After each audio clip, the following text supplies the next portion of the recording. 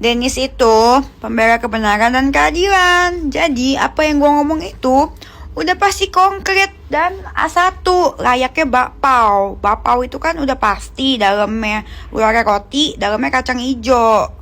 Cocok dengan sifat gue yang jujur kacang hijau. Ya nggak ada hubungannya sih sama bakpao sebenarnya. Yang pasti gue udah lihat bukti chatnya. Terus segitu kan udah pernah gue tampilin juga di IG gue gitu. Jadi kalau gue ngomong mah gue nggak asbun yang dalam gitu. Paham nggak guys? Paham kan? Nggak masalah gue mah dibenci sama banyak orang. Dimusuhin sama semua orang itu nggak apa-apa. Gue itu memiliki 5 kehidupan. 1, kehidupan gue di sosmed. Yang kedua, kehidupan gue di kehidupan nyata. Yang ketiga, kehidupan gue jadi pengusaha. Yang keempat, kehidupan gue di dalam percintaan. Yang kelima, kehidupan gue di TV-TV. Jadi, kalau gue punya 5 nyawa. Ketika gue dibungkam di sosmed, walaupun nanti suatu saat nanti sosmed gue mau metong kayak apa, kayak orang gak mau endorse gue, anggap aja nih gue masih ada 4 nyawa. Yaitu, gue masih bisa jadi pengusaha. Kalau misalkan usaha gue diganggu, ya gue masih bisa melanjutkan dalam hubungan percintaan gue yang nyata. Dan lalu, tadi yang apa tuh yang terakhir tuh, gue lupa lagi. Oh TV gak ada, gue masih ada ini, tadi gue ini apa ya, gue lupa ya, gue ngomongin. Enggak sih, jujur aja kalau gue lontong ya pasti gue jujur. Tau gue sendiri, semua apa ya gue kontenin aja. Andai kata gue merasa lontong, pasti gue akan bilang, guys tau gak sih gue lontong. Susah amat hidup tuh, kalau salah ya ngaku. Masa lalu adalah masa lalu. Emang kenapa? Gue mah gak muna. Masalahnya gue belum pernah jadi lontong. Gue lebih ke ketupat orangnya. Soalnya gue gak suka lontong sayur. Gue sukanya ini ketupat lebaran. Gimana dong? Tenang aja lah guys. Kalau gue itu orangnya pokoknya ngaku punya. Karena gue tidak peduli dengan pendapat orang. Yang penting kepuasan gue kalau misalkan ngoceh, kejujuran gue itu bisa diungkapkan, jadi pelajaran buat semua orang. Dan gue tuh orangnya tuh gak bisa menahan. Tambah dibungkam akan gue semakin mengaum. Kepedean lu lama-lama. Gue bingung ya lu ya.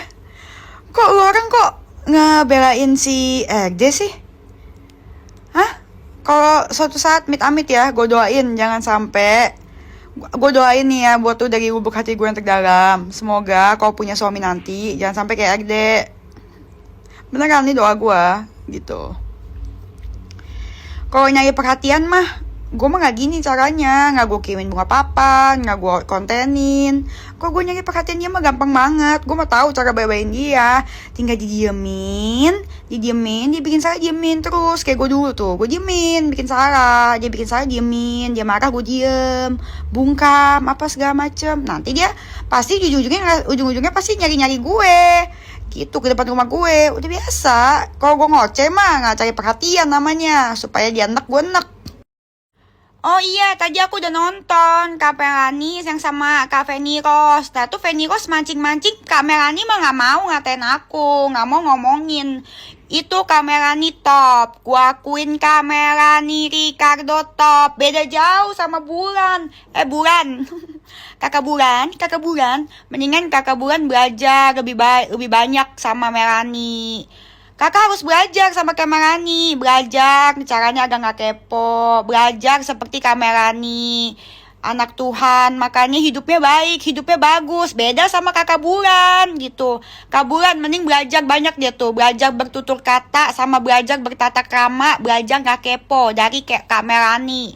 Tuh, itu baru Kak Melani mah top gitu. Kalau ngomong tuh emang cocok banget dia jadi host profesional gitu. Walaupun dia gak netral, dia bela temennya. Beda jauh benar, Melani sama Bulan mah. Kak Melani tuh ya tadi dipancing-pancing sama Kak Ros. Aku nonton itu, dikasih lihat videonya. Langsung gua ngefans sama Kak Melani. Buset, Kak Melani tuh ya walaupun orangnya ceplas-ceplos, apa segala macem.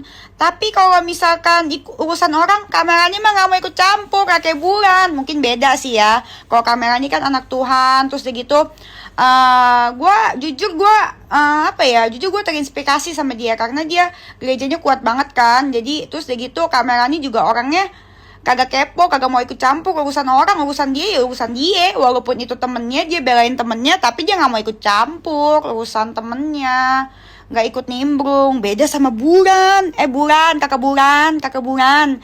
Tuh bedanya. Belajar dong tuh dari Kamerani. Biar Kak Buran kagak sendirian hidupnya. Iya kan? Coba deh kakak contoh Kamerani. Siapa tahu akhirnya laku juga sama cowok. Gitu.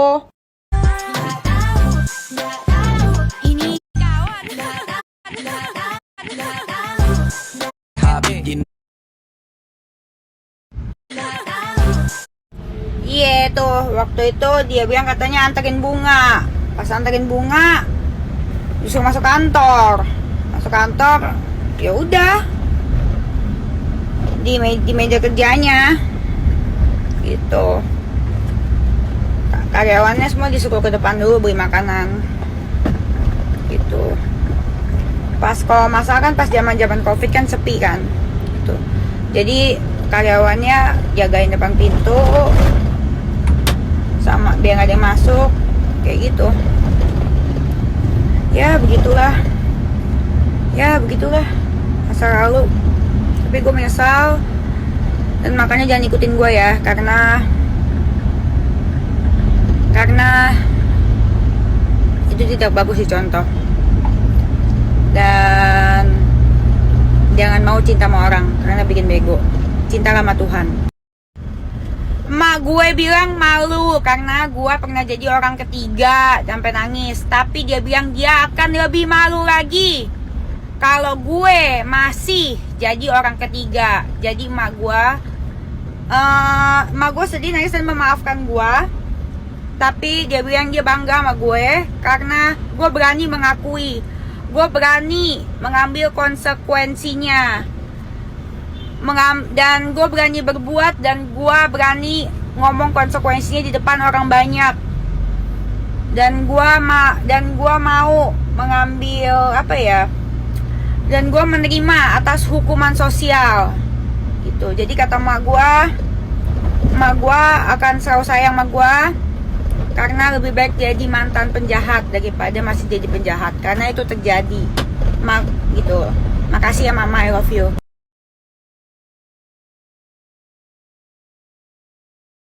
Gue rasa gue udah mulai.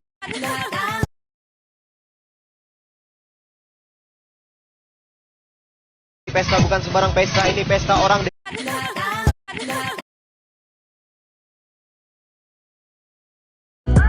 Gue rasa gue udah